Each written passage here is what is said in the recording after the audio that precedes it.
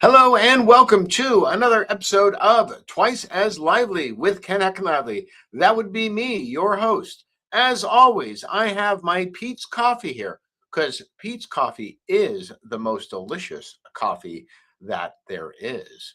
Okay, the title of this episode is 4 Documents from the UFO Release. That's right, I'm talking about the recent release from the Department of War of the 4th set of UFO documents. We are going to be spending a lot of time on that. We've got a lot of other news to cover. This may be the most action-packed episode you've ever seen. But let's begin it, as we always do, with that wonderful simultaneous sip, as we were taught by Scott Adams. So if you're wondering what's in my coffee cup, it is a cafe Americano with a little bit of honey and some milk. So here we go, that simultaneous sip. Get your beverage of choice. If you have alcohol in your beverage at this time in the morning, I'm not going to judge. So good, so good. You know, I was thinking before I did this episode about a recent magazine interview that I did, in which they asked me the question, what fictional character do you most identify with? And I had to think about it for a while, and I finally came up with an answer. My answer is Porfiry Petrovich from Dostoevsky's Crime and Punishment. Now, when people talk about Crime and Punishment, they're always focusing on the main character, Raskolnikov, a graduate student who commits a heinous double murder. He doesn't mean to commit a double murder. He means to commit only one murder, but in the course of committing that one murder of somebody he feels is truly evil, he has to kill somebody who is completely innocent. Many people claim that it is a depiction of what happened in Russia after the Communist Revolution, although it was written before the Communist Revolution, but maybe just something about the Russian character, maybe also something about high ideals which collide with reality. We must never be evil in seeking to do good. So Porfiry Petrovich, for those of you who don't know the story, is the detective, and he states that he is not as smart as the main character, Raskolnikov, but as a detective, he knows that it's not about being really smart. It's just about asking good questions and listening to the answers. And so as he chases Raskolnikov through the story, asking questions about whether Raskolnikov committed this murder, it is clear that Petrovich is interested in solving this crime. But even more important, and why people love Dostoevsky's story, is because it's also about redemption, crime and punishment. So Raskolnikov does commit this heinous crime, but at the end of the story, after serving his time, there is redemption, and he comes to understand what he did and tries to make amends for it. And I think that's something that's important that we all remember.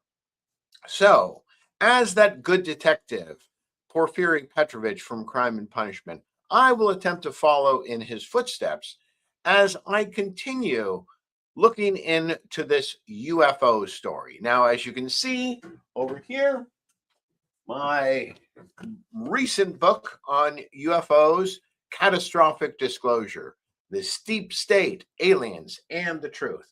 So I'm very intrigued by this story of aliens and what's really going on. But like Porfiry Petrovich, I'm interested in good, solid evidence. And it seems to me that no evidence can be more solid than the government's own releases.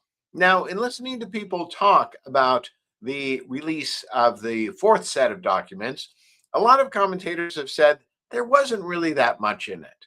And I really beg to differ. I think that this process of declassification has been really remarkable. And I want to go over some of the reasons and show you my thinking like a good detective would. Okay, so this is the first document I'm going to talk about. So it's DOE, so that's Department of Energy. It's interesting that the Department of Energy has a lot of these UFO files. It's UAPD-004, Los Alamos Conference on Aerial Phenomenon, 1949. So let me set the stage for you. There was the alleged Roswell crash in 1947, and then there was supposedly a whole bunch of flying saucer sightings. And then there was something truly unique, which was green meteors appearing in the skies over New Mexico. Now, I really had not thought much about green meteors.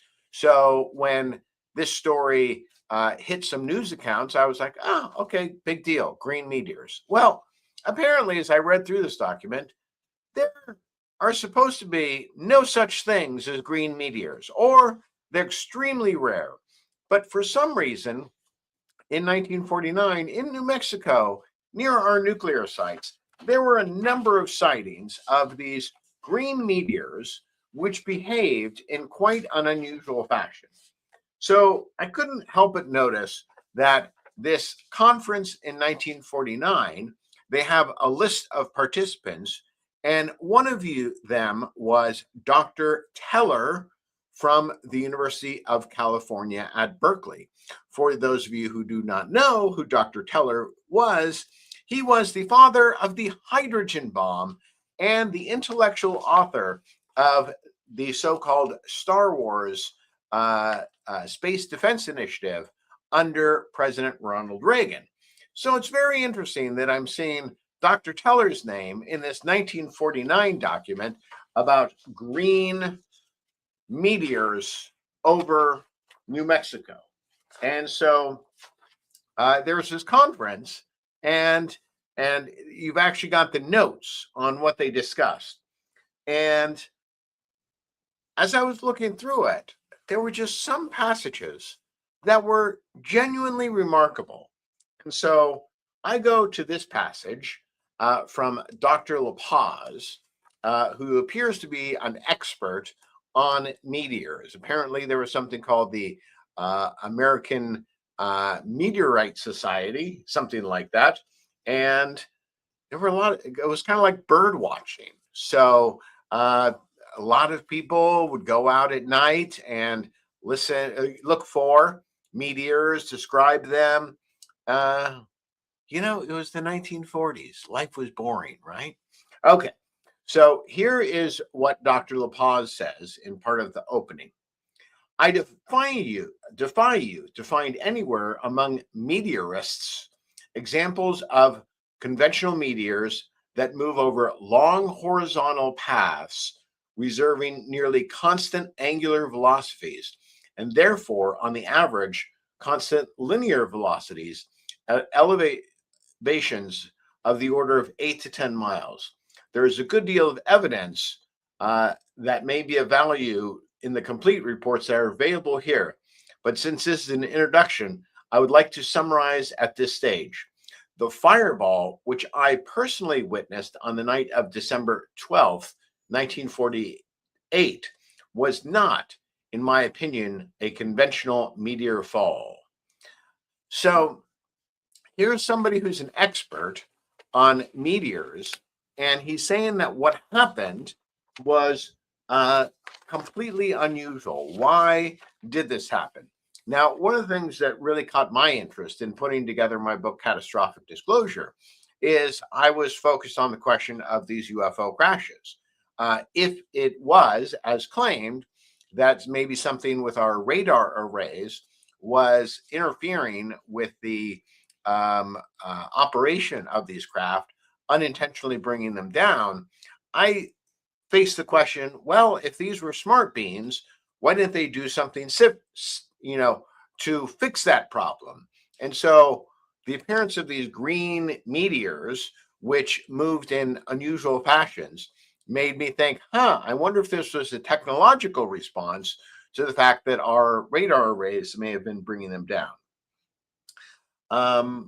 Other interesting parts of this, Dr. La Paz had said in some 10 days times, we interviewed literally hundreds of people. We saw not one substantiated account of noise produced by the meteor fall.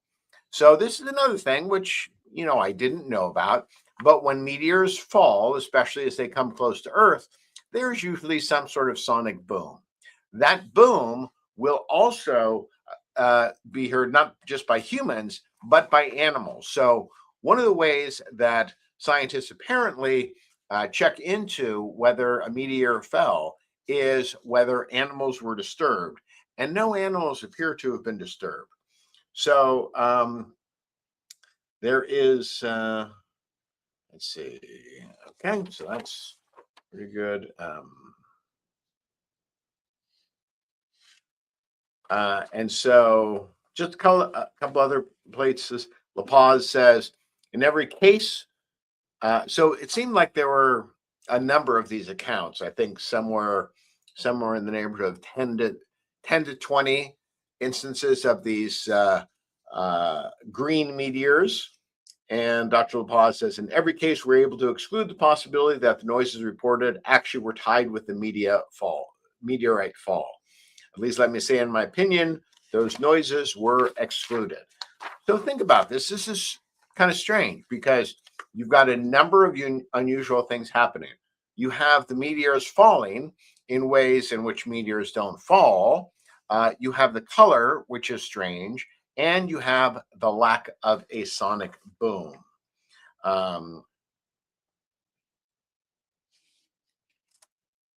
So let's see.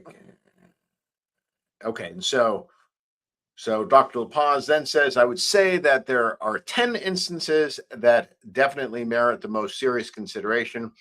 They are strictly analogous to the green fireball of the night of December 12th. On top of that, there must be something on the order of 20 or more reported from Los Alamos, which is our nuclear site, that although the green fireballs observed shows small, the nature of the fireball, many observations of observers who paid practically no attention to the sky at any other time in their lives, and now when they see a really bright light, they report it. You will find a great many instances of bluish white fireballs.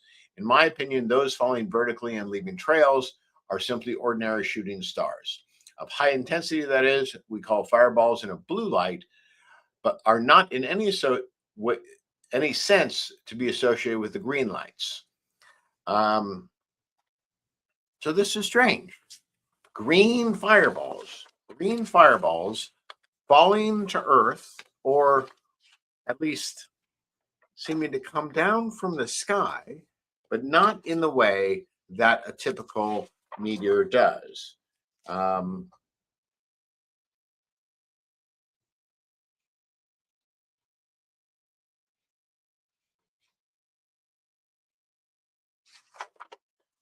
Let's see. And so then Dr. Teller, creator of the developer of the hydrogen bomb and the Star Wars missile defense program, asked this question of Dr. La Paz.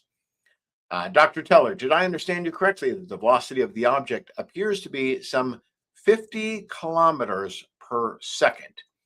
La Paz says, no, in the case of the green fireballs, something between 3 miles per second and 12 miles per second, depending, you see, if you choose one ruled map of the other.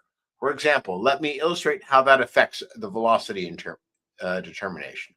This is the one I think possibly best represents the observations of the case of the fireball of December 12th. That is the path, I assume, that the Los Alamos observers saw the same point of the curves that the Starvation Peak observers did, likewise to the point of disappearance. If we deny that possibility, the path might shorten to the dotted line. Dr. LaPaz worked on maps with Dr. Teller, explaining paths dropping from 25 to something between 11 and 12 miles. The January 30th observation gave us our first long path. So you've got these weird green meteors appearing over Los Alamos and New Mexico. These are unusual. They have not been seen before. And let's see. And also that no fragments are found. And so apparently that if you see meteors, it's very common that the fragments are found. And so Commander Mandelkorn asks Dr. LaPaz, do you think it's unusual no fragments are found? Dr. LaPaz replies, I certainly do. And I think it's unusual, not only in the case of the green fireballs, but in view of the fact that a great fall, like the fall of October 30th, 1947, where for the first time we detect a bit of the interest on the part of the military, there too we recovered nothing. October 30th, 1947, about 4:48 in the afternoon, there was what appeared to be a tremendous meteorite fall over the reservation area, the Four Corners area. We got there within a few hours, had excellent observations, went back time and again, estimated exhausted ground search, CA people and airplanes. We had a radio centered, we had radio controlled Jeeps, and a lot of people out walking around, not a trace. I can't give you a color on that. Commander Mandelkorn said, ordinarily when phenomenon of that nature occurs, you are able to recover some material. Dr. LaPaz says, yes, some material is recovered almost always if proper search is conducted. We have, by the way, very, very thorough the air search conducted by Gills Field Corps of Intelligence Units. Dr. Landsberg of the Research and Development Board very kindly interested himself in the problem, and the air searchers resulted not even the discovery of a broken branch. The region is heavily forested. If branches had been broken, I think they would have been detected. So time and again, you've got this weird thing happening of these green meteors being seen. They are behaving in ways that meteors don't behave because they're not falling to the ground. Their elevation is going down, but not in the steep curve that you would expect from a meteor. So there's this really interesting exchange between Dr. Teller in which he's wondering something that many of us have wondered for quite a long time, which is whether the flying saucer phenomenon is physical or psychological in nature. And Dr. Teller, to his credit, he asked this great question. Dr. Teller says, I have the feeling that this is either a discovery in physical psychology or, and Dr. LaPaz said, I thought the psychological element would come in here. Dr. Teller said, here's a slightly irrelevant question. You brought in the flying discs. What is the connection? And Dr. LaPaz says, I didn't bring in the flying discs. And Mr. Neuberger says, I brought in the matter of the flying discs because the Air Force, as I understand, now have classified the flying discs and these fireballs into one category. Captain Neath says, the only indication we have is a letter from MAC in Washington Saturday, where they indicated the old Project Sign is now Project Grudge, which includes the phenomenon described in New Mexico. They knew of this meeting and were going to send a representative. And Dr. LaPaz says, I just asked Mr. Hoyt a moment ago how we would compare the brilliance of this object with that of an aircraft flare. He said they were of comparable magnitude. I think that was definitely ruled out. Dr. Teller said, I understood that a reasonable explanation of the flying discs, and I suppose that is generally known, is that they are meteorological balloons. I understand that quite a number of cases there have been very close directions established. I must say that from what you have said, it certainly sounds like everything else but meteors. The thing that impresses me is your evidence of the horizontal flight. Meteors do not usually come in like that. Okay, so curious. It's not smoking gun evidence of something, but it is quite interesting.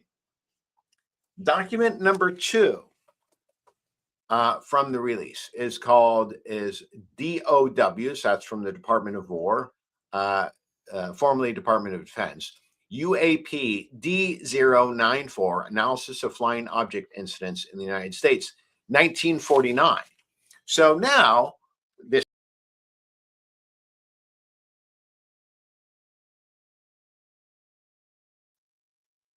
sorry about that. I accidentally clicked the wrong thing. Don't worry, it wasn't aliens or the deep state.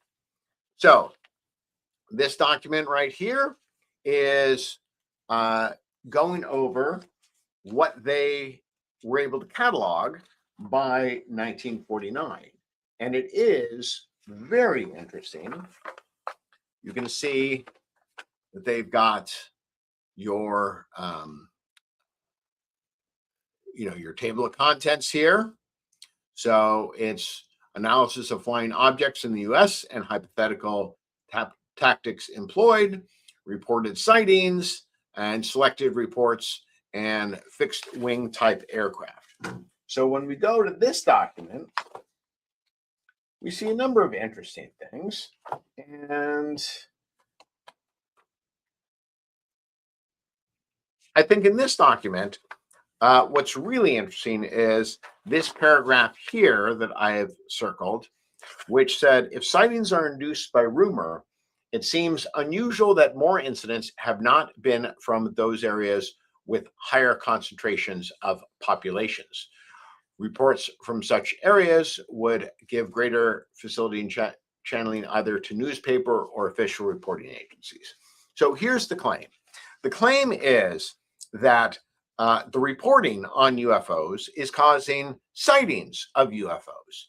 If that was true, then it would make sense that there would be more reports over urban or heavily populated areas. But it does not seem like the UFOs are being reported from that. So even though large numbers of people are seeing UFOs, they are seeing them in very specific areas in which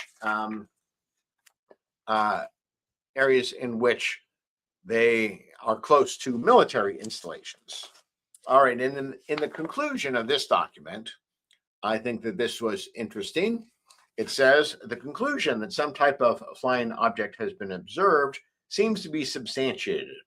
It is not known at this time whether these observations are of domestically launched devices, natural phenomenon, or foreign unconventional, and therefore it is impossible to make any reliable explanation for their appearance, their tactics that they may employ, include any foreign developmental aeronautical fields. It's likewise impossible at this time to contain discussions of possible performance characteristics or tactics within the limits of practical reason. So what this document is saying, in a sense, is we don't know what this is. There is no way for us to make a determination. So for those people who are saying, oh, it's just weather balloons. Well, these are the top people in the military in 1949. And what they're saying is we can't figure out what things are. So let's be honest about what the evidence shows. So for those skeptics out there who are saying, oh, these are just weather balloons, this document shows, at least in 1949, they were saying, we don't know what the heck these things are. So we got to just keep going.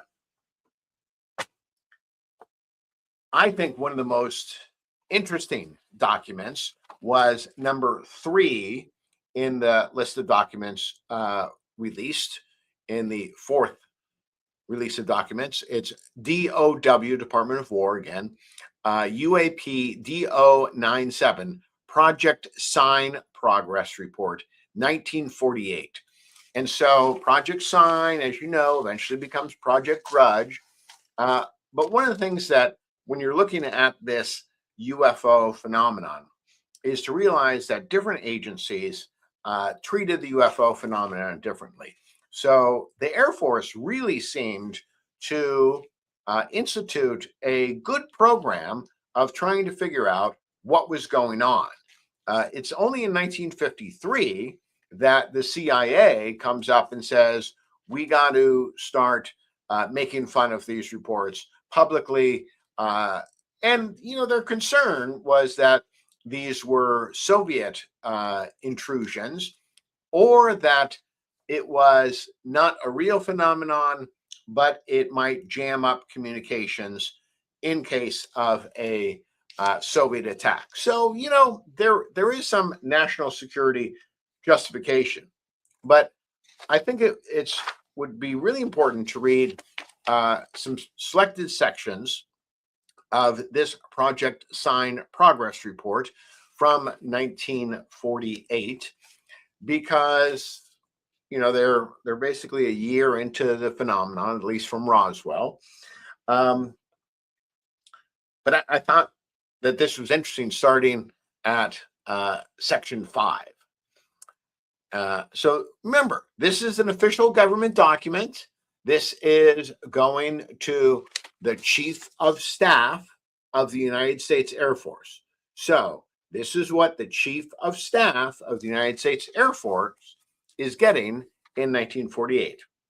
The following is a series of interesting observations that were noted when reviewing the many incident cases.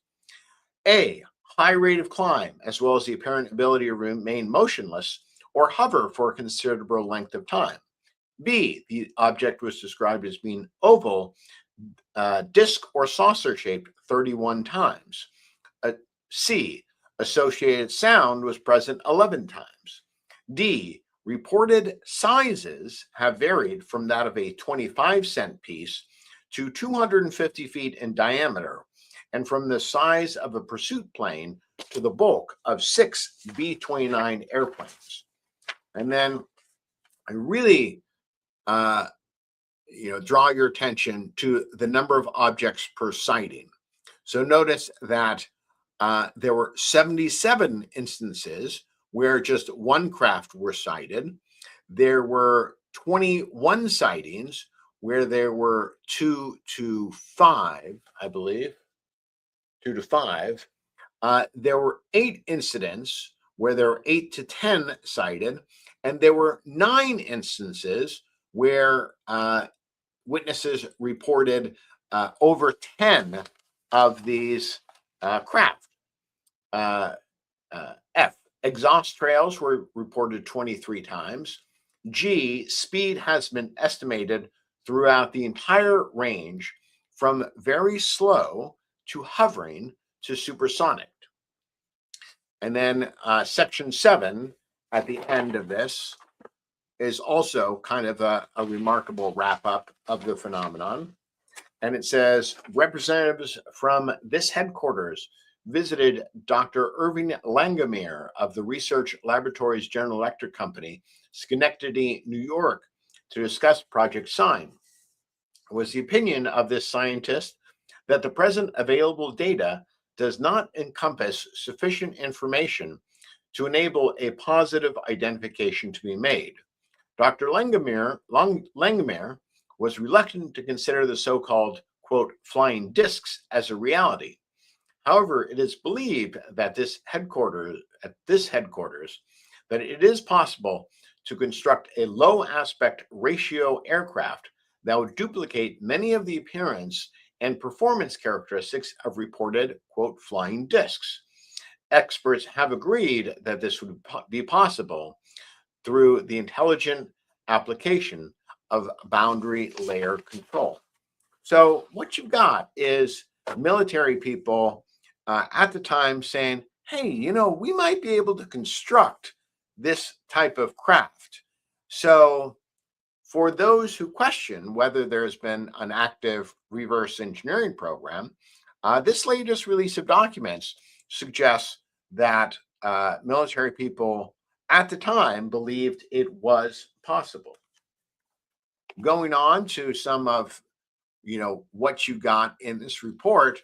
The rest of the document has a lot of information about the individual reports. And I think it's interesting that there were some pictures taken, and they weren't able to explain these pictures. And so I just wanted to show you visually some of these pictures. So here's one picture. You can see that. Kind of a strange thing. So I guess it should be like that.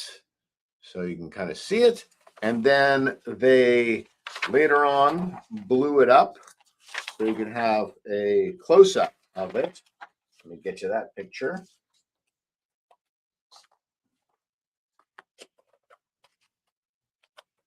So here's a close-up picture of it. Quite interesting, right? That's a real thing. Or at least the military people at the time couldn't say it was not a real thing.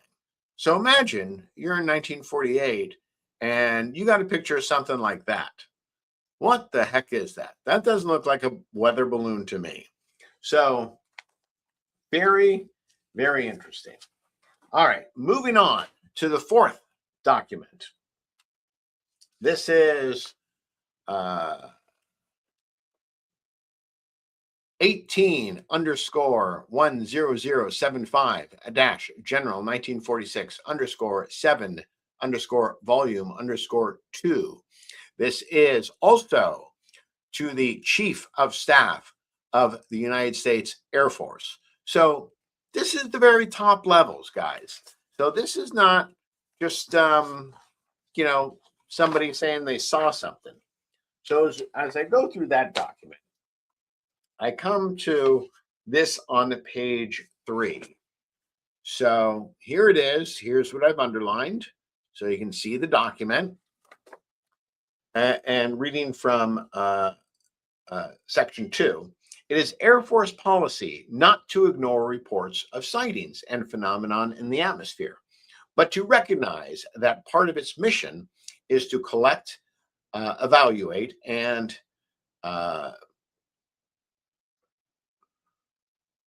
act on information of this nature. 3, in implementing this policy, it is desired that the Air Materiel Command set up a project whose purpose is to collect, evaluate, and distribute to interested government agencies and contractors all information concerning sightings and phenomenon in the atmosphere, which can be construed to be of concern to national security. It is desired that appropriate recommendations be forwarded to this headquarters wherever action is indicated, which falls outside the field of the Air Materiel Command.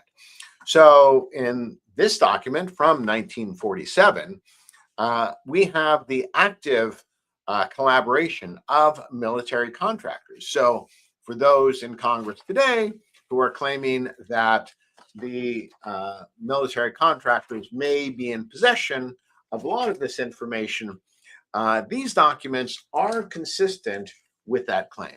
They've got some other kind of weird things in here, which are not really that important. Newspaper clippings.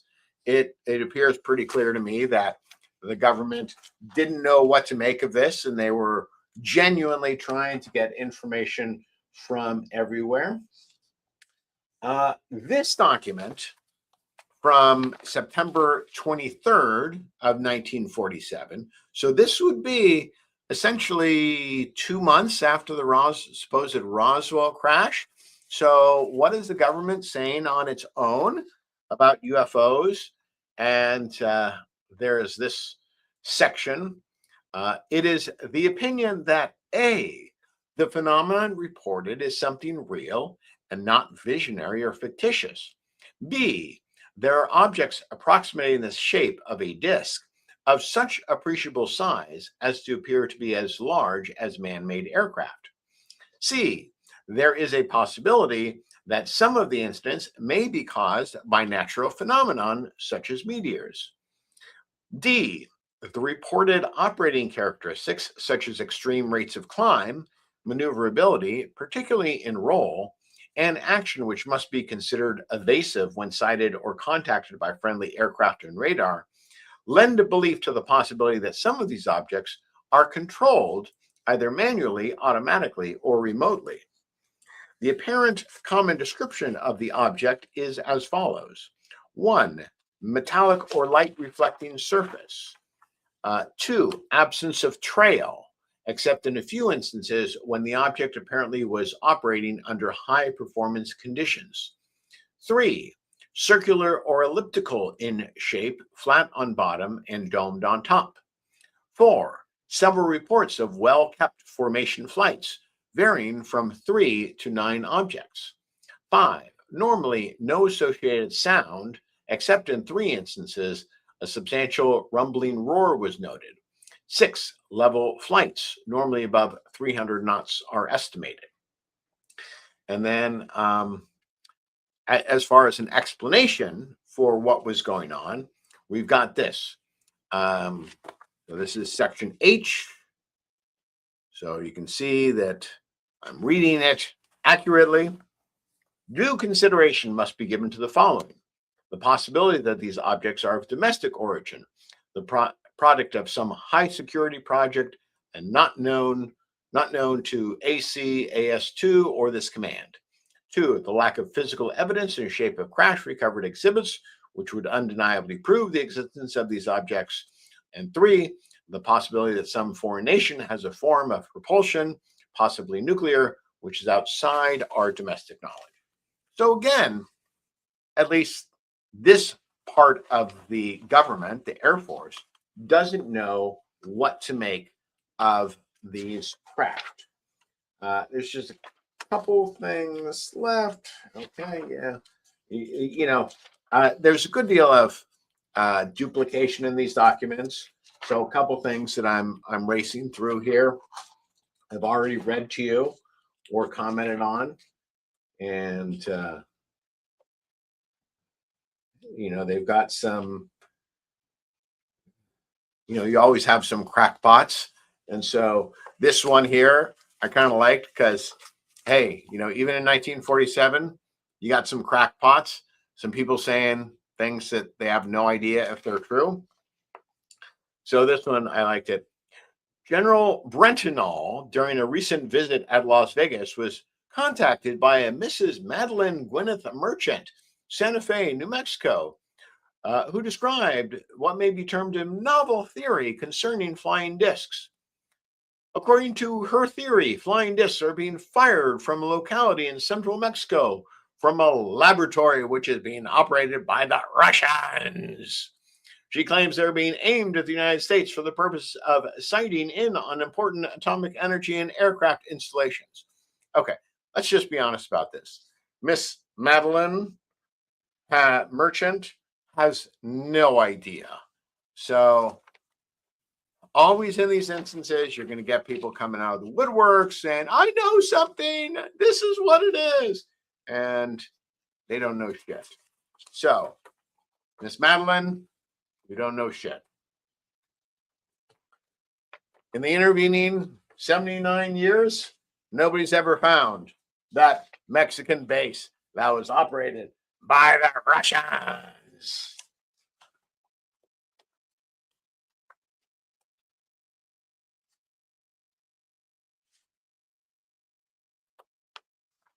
Okay, and at the end of this document, there was this from August of 1947. Again, this is, basically a month after the supposed Roswell crash. So what are people saying a month after that? So this is from the Air Intelligence Collection Branch.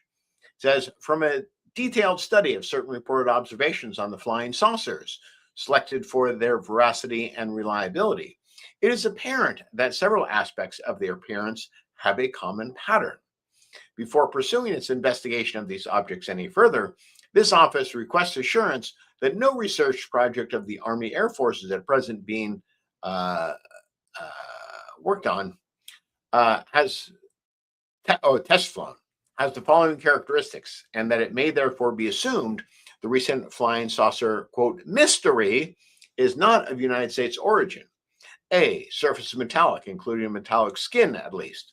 B, when a trail is observed, it is a lightly colored blue-brown haze, similar to a rocket engine's exhaust.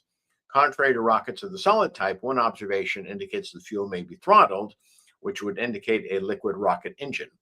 C, as to the shape, all observations state that the object is circular, or at least elliptical, flat on the bottom and slightly domed on the top. D, size estimates place it somewhere near the size of a C-54 or Constellation, as they would appear while flying at 10,000 feet. Some reports describe two tabs located at the rear and symmetrical about the axis of flight motion. Flights have been reported containing from 3 to 9 objects flying good formation on each other with speeds always above 300 knots. The discs oscillate laterally while flying along, which could be snaking.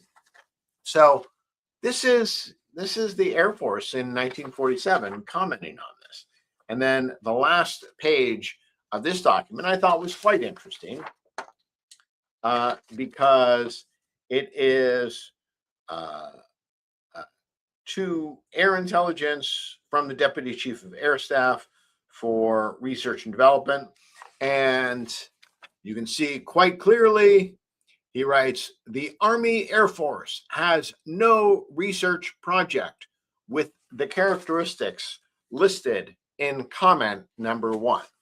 So at least in 1947, when some elements of the government were asking other elements of the government, hey, is this your stuff? They were getting back from them that no, it was not their stuff.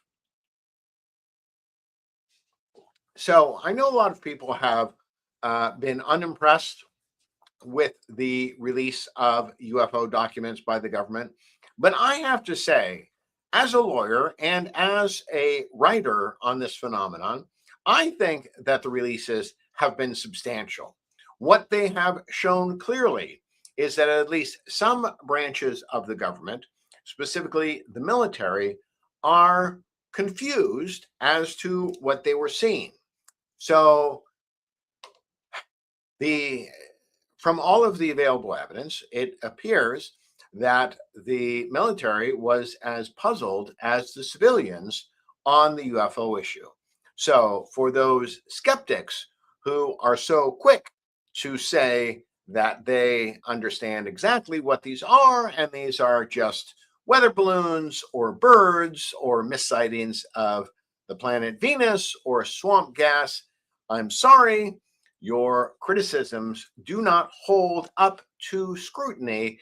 And I would say that these documents debunk the skeptics who say that these are natural known phenomenon, but only misidentified.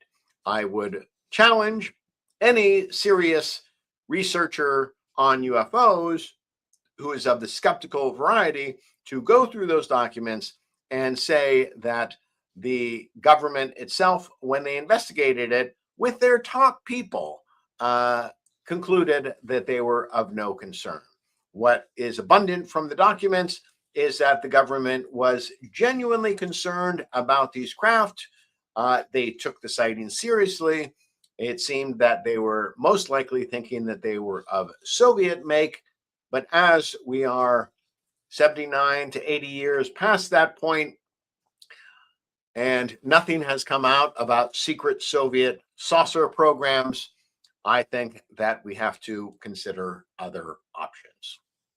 Okay, moving on to a couple other things that I just wanted to talk about, sort of random observations.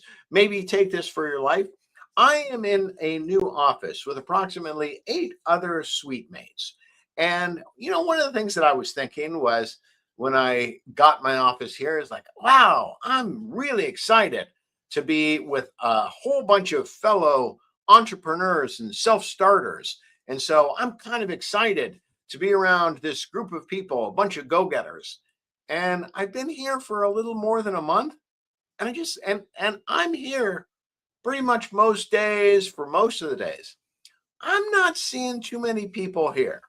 of the 7 other offices that are here, in addition to mine, I'd have to say there's only one person who is consistently here. So, kind of let that be a lesson to you. For those of you who are want to be entrepreneurs, um, the one thing that you can control is your own actions.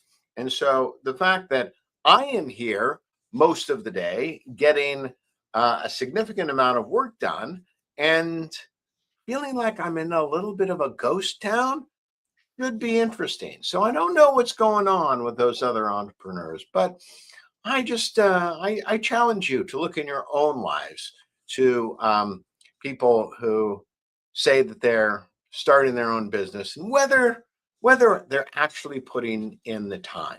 Okay, so I think the entrepreneurial world leaves a lot to be desired. There's a lot of room there for people who are willing to put in the time and show up and do the work and hopefully control their own lives and not have it controlled by others. Okay. Speaking of people who are doing an awesome job, I just hired some new publicists to get me on podcasts for my new book, This Never Happened, A Call Girl in DC. And I just have to say, they are doing a fantastic job. So I just wrote the check to them last week. And this morning, I talked to the lovely assistant to my publicist who gave me the list of 7 interviews that are currently set up. That's a good job. So, kind of look in your own life when you're working with people. It's one thing for them to ask for money for you, it's another thing for them to actually come through. So, kudos to my new publicist. You're getting me out there. Success is never assured, but what is assured is if you don't get out there and try, you're going to fail. So, not being on shows is a recipe for absolute failure, for definite failure. But getting on shows, that's a path to possible success. I never ask that any person I'm working with guarantee me success. What I ask for is effort, good effort. And I just have to say, my new publicist, you're knocking it out of the park. I'm really happy with you.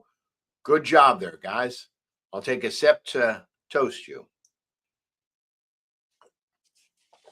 Speaking of things which are good examples of people overcoming problems, I just love this story from Fox News about the former cocaine quarterback who says Trump's new program has helped him. So, one of the things that I think is, a knock against conservatives is they say, oh, you just want to punish people. No, no. Like Porfiry Petrovich, the fictional character from Crime and Punishment. Yes, we want the punishment, but we also want redemption. We want people to turn their lives around. And it appears that this former college quarterback is doing it. So let me just read some of this article. And I just have to say it warmed my heart because I love stories of people who fall down and then get themselves back up. Going to prison doesn't necessarily have to be the end of your life.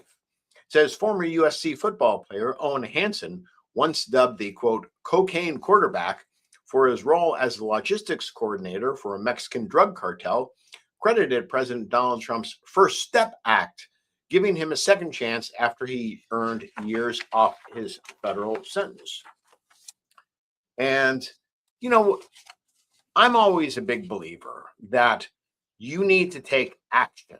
Now, it may not be the perfect action. It probably won't be the perfect action, but that very act of moving forward in a direction is going to make things happen. So there was this section of the article which really just sort of, touched my heart. It said before the law's passage, Hansen said federal inmates largely expected to serve at least 85% of their sentences with little opportunity to shorten their time behind bars. The prospect of earning additional time off through good behavior and education, he said, gave him and others renewed sense of purpose. Hansen ultimately earned a master's degree while incarcerated and credited the law with helping him prepare for life after prison, where he now speaks to student athletes about the dangers of drugs and crime. Okay, so, it's great. Let me see. How much time off is he getting? I think he's getting, as I recall, and maybe I was reading another article, it seems that he's getting about 2 to 3 years off of his sentence. So that's significant. 2 to 3 years, that's time to do a really good amount of things. Speaking of taking action, I heard a recent interview from the writer Anne Lamott. Now, I always love listening to successful writers and hearing what they have to say, especially because I belong to a writers group. And, we writers sit around and talk about how much do you have to know about your story before you begin. I am one of the people who says you don't have to know everything. You should have a good idea. But the question is whether I know enough to write every day. And what I really enjoyed about what Anne Lamott said is she described the experience of writing like driving a car through a thick fog at night. She said the only thing she's asking herself when she sits down to write is, can I see far enough ahead on the road with my headlights to keep writing? If I can see just a couple feet in front of me, that's all I need to do. Now, that's specific to writing, but what I encourage you in your own lives, whatever is going on, you may not know everything you need to go to do to get to your goal, but do you see a couple steps that you could take? And I think that is really what Anne Lamott is saying, which is if you want to write a book, don't think about needing to know what's going to be on every page of that 200 to 300 page book. You just need to worry about the next page, maybe the next 3 pages. And so if you can discipline yourself to say, I just need to know what the next thing to do is, then you can set yourself up for success. I believe success is a number of small steps taken in pursuit of that goal. And if you do that, you're going to find that you're farther along in the path than you thought you would be. Okay, a sad story now, which is actor Sam Neill passing. Truly one of my favorite actors. Now, you may know or you may guess, as you see the T-Rex skull behind me, I'm a big dinosaur lover. Yes, when I was a kid, basically from the age of 3 till about 12, I wanted to be a paleontologist, and I read everything that I possibly could about dinosaurs. And so that was a passion of mine. And even though I decided, no, I don't think I want to be a paleontologist, I retain a great love for dinosaurs. So when Jurassic Park came out, I went to that on the first day. I dragged my then girlfriend, now my wife, to see it on opening day. I'm glad she forgave me for doing that and continues to stay married to me. But I just love Dr. Grant's portrayal, Sam Neill's portrayal of Dr. Alan Grant, because who he was as a scientist, as a paleontologist, was exactly the kind of scientist I hope to be, which was just genuinely curious about the world and open. And, he was a little socially awkward too. So I hope I'm not socially awkward like that. I don't think I am. But I just loved his portrayal. It was a gentle portrayal of a scientist.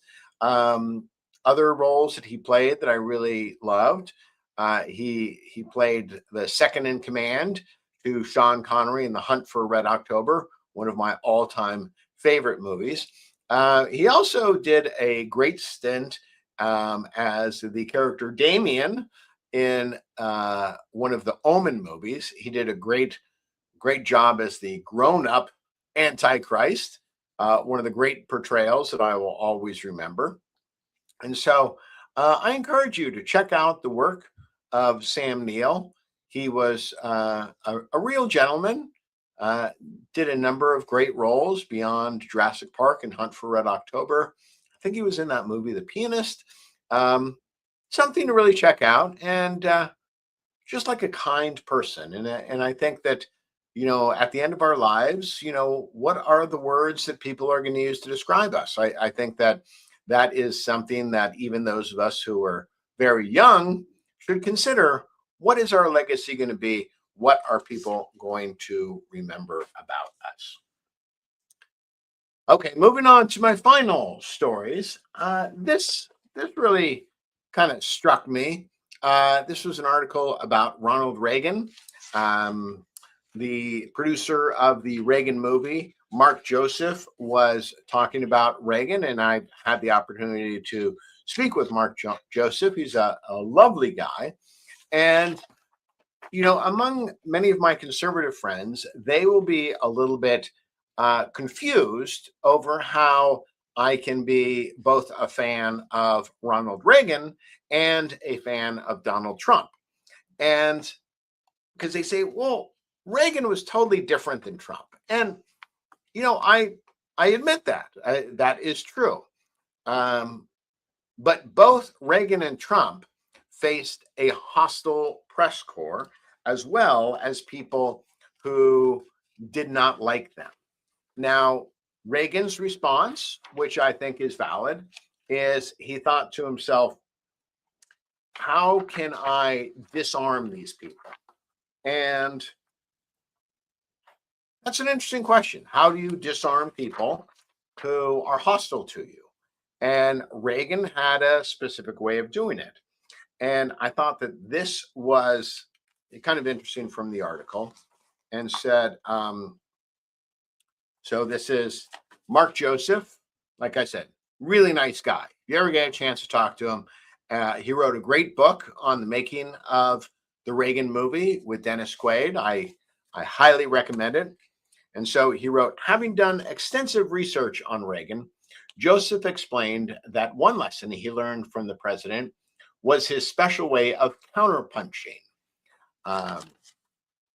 Noting Reagan had a way of getting you back in a way that didn't feel like you were being punched.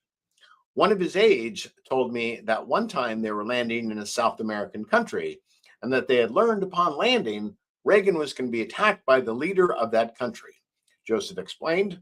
And so Reagan's aide said, "This is great, Mr. President. Let me write a speech attacking him right back."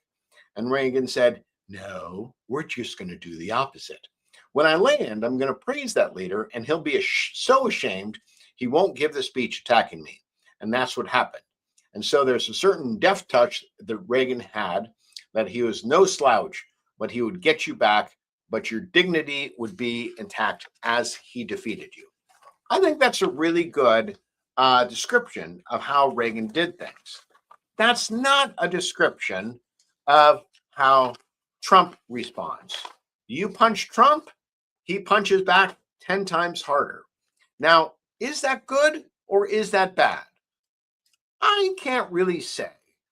What I can say is that although initially I would prefer Reagan's approach, the fact is that 40 years after Reagan, the press is still overwhelmingly liberal. The press is still unfair to conservatives. And so, after 40 years of being punched by the liberal press, what is a conservative president to do?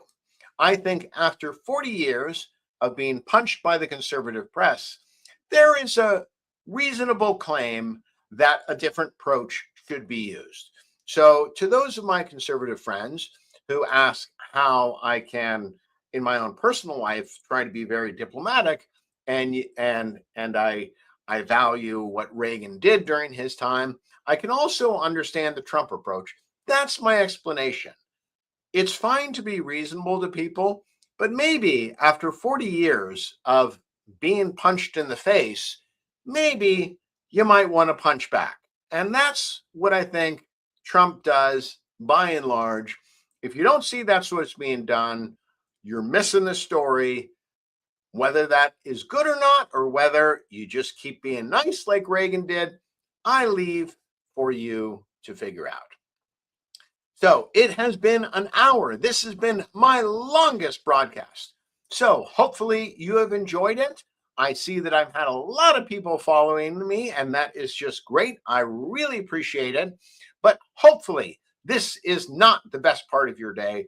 Hopefully, the best part of your day is talking to real people face to face and making your own personal connections, not connections online. So, with my final simultaneous sip,